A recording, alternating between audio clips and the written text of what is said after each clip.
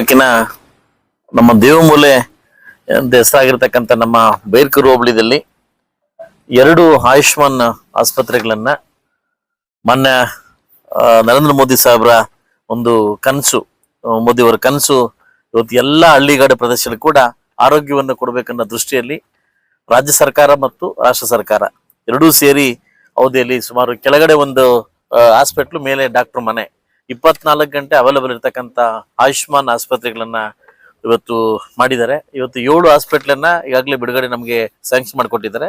ಇನ್ನು 21 ಹಾಸ್ಪಿಟಲ್.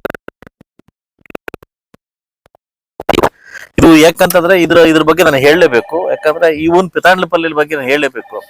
ನಮ್ಮ ನಮ್ಮ ದುಬೈ ರಾಮು ಇರ್ಬೋದು, ನಮ್ಮ ಶಂಕರ್ ಇರ್ಬೋದು, ನಮ್ಮ ಸುರೇಶ್ ಅಣ್ಣ ಇರ್ಬೋದು, ಅವರು ಸಾಕಷ್ಟು ಬಾರಿ ಒಂದು ಹೇಳ್ತಾರೆ ನಮ್ಮೂರ್ಗೊಂದು ಹಾಸ್ಪಿಟ್ಲ್ ಬೇಕು ಅಂತ ಹೇಳ್ತಾ ಇದ್ರು. ಇನ್ನು ಸಾಕಷ್ಟು ಜನ ಮುಖಂಡರು ನಮ್ಮ ಕಡಪಲ್ಲಿ ನಾಗರಾಜ್ ಇರ್ಬೋದು ಎಲ್ಲ ಒಂದು ಹೇಳ್ತಾ ಇದ್ರು ಇವ್ರಿಗೊಂದು ಹಾಸ್ಪಿಟ್ಲ್ ಬೇಕು ಅಂತ ಹೇಳ್ತಾ ಇದ್ರು. ಈಗಾಗಲೇ ಒಂದು ದೊಡ್ಡ ಐಮಾಸು ಒಂದು ಹಾಸ್ಪಿಟ್ಲ್ ಈಗಾಗಲೇ ಮಾಡ್ಕೊಟ್ಟಿದ್ವಿ. ಇದು ವಿಶೇಷ ಏನಂತಂದ್ರೆ ಇವತ್ತು ಗುದ್ಲಿ ಪೂಜೆ ಮಾಡ್ಕೊಟ್ಟಿದ್ವಿ. 6 ಮಂತ್ ಅಲ್ಲಿ ಓಪನ್ ಮಾಡ್ಕೊಡ್ಬೇಕು, ಕಂಡೀಷನ್ ಹಂಗೆ 6 ಮಂತ್ ಅಲ್ಲಿ ಓಪನ್ ಮಾಡ್ಕೊಡ್ಬೇಕು ಅಂತ. ಈಗಾಗಲೇ ಇದು ಒಳ್ಳೆ ಕಾರ್ಯಕ್ರಮ. ಈಗಾಗಲೇ 7 ಆಯುಷ್ಮಾನ್ ಆಸ್ಪತ್ರೆಗಳನ್ನ ಮುಳಬಾಗಿಲು ತಾಲೂಕು ಕೊಟ್ಟಿರ್ತಕ್ಕಂಥ ರಾಜ್ಯ ಸರ್ಕಾರಕ್ಕೆ ಮತ್ತು ನಮ್ಮ ರಾಷ್ಟ್ರ ಸರ್ಕಾರಕ್ಕೆ ಕೂಡ ನಾನು ಥ್ಯಾಂಕ್ಸ್ ಹೇಳಕ್ಕೆ ಇಷ್ಟಪಡ್ತೀನಿ. ಇನ್ನು 21 ಅಲಾಟ್ಮೆಂಟ್ ಆಗಕ್ಕೆ ಅವ್ರ ಅನುಮೋದಿಯನ್ನ ಕೇಳಿದೀನಿ. ರಾಜ್ಯ ಸರ್ಕಾರ ಮಾಡಿ ಕಳಿಸಿದೀವಿ, ರಾಷ್ಟ್ರಕೋಶ ವೇಟ್ ಮಾಡ್ತಾ ಇದೀವಿ. ಅದು ಬಂದ ಕೂಡಲೇ ನಮ್ಮ ಮುಳಬಾಗಿಲು ತಾಲೂಕಿನ ಎಲ್ಲಿ ಗಡಿನಾಡು ಭಾಗ ಎಲ್ಲ ಕಡೆ ಕೂಡ ಈ ಹಾಸ್ಪಿಟ್ಲ್ ಓಪನ್ ಮಾಡಿ ಎಲ್ಲಾ ಬಡಬಗ್ಗರು ಕೂಡ ನಮ್ಮ ಅಡ್ವೊಕೇಟ್ ಹೇಳ್ದಂಗೆ ಕೆಲವರಿಗೆ BP ಇದೆ, ಶುಗರ್ ಇಂದ ಗೊತ್ತಾಗ್ತಾ ಇಲ್ಲ. ಕೆಲವು ಏನಂತ ಹೇಳ್ತಾರೆ ಎದೆ ನೋವು ಅಂತಂದ್ರೆ ಗ್ಯಾಸ್ಟ್ರಿಕ್ ಅನ್ಕೊಂತಾರೆ.